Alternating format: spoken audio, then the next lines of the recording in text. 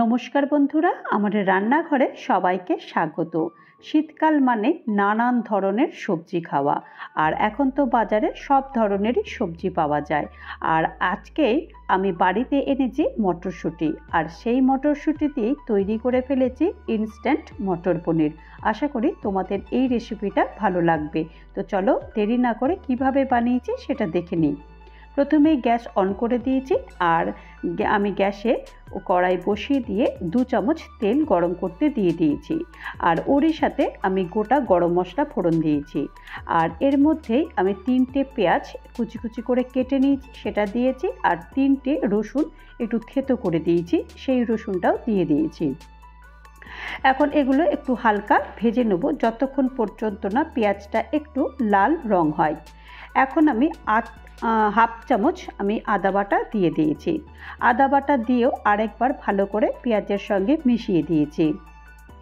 এখন কিছু মশলা দেবো, সেগুলোর মধ্যে পরিমাণ মতো প্রথমেই আগে নুন দিয়ে দিয়েছি, আর হাফ চামচ আমি হলুদ গুঁড়ো দিয়ে দিয়েছি, 1 চামচ আমি ধনের গুঁড়ো দিয়েছি, হাফ চামচ আমি জিরের গুঁড়ো দিয়েছি, 1 চামচ আমি কাশ্মীরি লাল লঙ্কার গুঁড়ো দিয়েছি, আর হাফ চামচ আমি লাল লঙ্কার গুঁড়ো দিয়েছি, আর 1 চামচ আমি চিনি দিয়েছি। চিনিটা পুরোটাই অপশনাল, তোমরা যদি দিতে না চাও তাহলে তোমরা এটা স্কিপ করে যাবে। আর সামান্য একটু জল দিয়েছি। সব কিছু মশলা দিয়ে দিয়েছি, যেহেতু আমার এই মশলাগুলো ড্রাই মশলা, তো সেই কারণে একটু জল দিয়ে ভালো করে মশলাটা কষিয়ে নিতে হবে। মশলাটা কষাতে কষাতে আমি এখানে 3টে টমেটো নিয়েছি, বেশ লাল লাল রঙের টমেটো নিয়েছি, আর একদম কুচি কুচি করে কেটে নিয়েছি।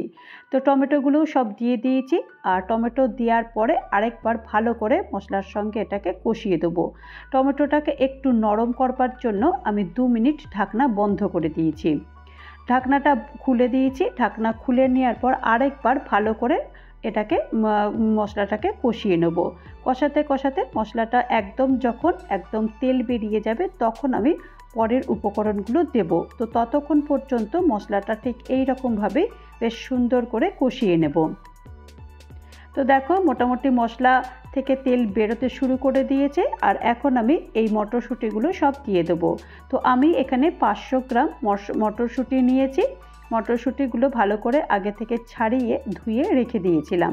তো সেই মটরশুঁটিগুলো দিয়ে দিয়েছি, আর একটু নেড়ে চেড়ে পরিমাণ মতো জল দিয়ে দিয়েছি। আমি এখানে 2 কাপ মতো জল দিয়েছি, আর জলটা অবশ্যই কিন্তু এখানে গরম জল নিয়েছি। তোমরা যেরকম ঝোল খাবে ঠিক সেরকম মতন তোমরা জলটা ইউজ করবে। ঢাকনা বন্ধ করে দিয়েছি যতক্ষণ পর্যন্ত না মটরশুঁটি সেদ্ধ হয়।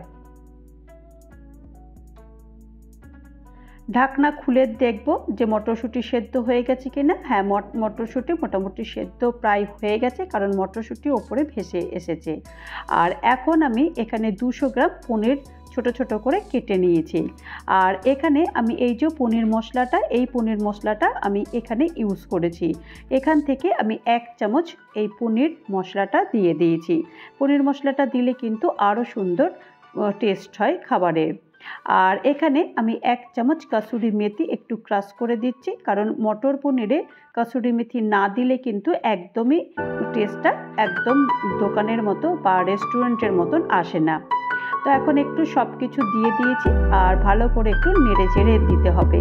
দেখো খুবই তাড়াতাড়ি হয়ে যায়, আর কিছুই লাগে না। মটর পনির বানাতে ভীষণই তাড়াতাড়ি হয়ে যায়। সবশেষে আমি হাফ কাপ ফ্রেশ ক্রিম দিয়েছি। ফ্রেশ ক্রিম বাড়িতে না থাকলে তোমরা দুধ দিতে পারো। দুধ দিলেও এই রান্নাটা খুব একটা টেস্টের দিক থেকে খারাপ হয় না। ভালো করে আমি নেড়ে চেড়ে দিয়েছি।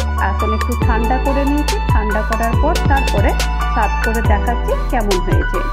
তো তৈরি হয়ে গেল আমার ইনস্ট্যান্ট মটর পনির রেসিপি। আশা করি তোমাদের এই রেসিপিটা ভীষণ ভালো লেগেছে। আর এই মটর পনির শুধুমাত্রই যে রুটি পরোটার সঙ্গে ভালো লাগে তা নয়, গরম গরম ভাতের সঙ্গেও ভীষণ ভালো লাগে। তো তো আশা করি তোমাদের রেসিপিটা ভালো লেগেছে, আর ভালো লাগলে অবশ্যই একটা লাইক করো, পারলে কমেন্ট করো, আর আমার চ্যানেলটা সাবস্ক্রাইব করে আমার পাশে থেকো। আর যারা নতুন বন্ধু হয়েছো তাদেরকে অজস্র ধন্যবাদ, আর যারা এখনো পর্যন্ত আমার চ্যানেলটা সাবস্ক্রাইব করেনি তাদেরকে অনুরোধ করব আমার চ্যানেলটা সাবস্ক্রাইব করতে। আবারও একদিন নতুন কোনো অন্য একটা ভিডিও নিয়ে চলে আসবো। ততক্ষণের জন্য নমস্কার।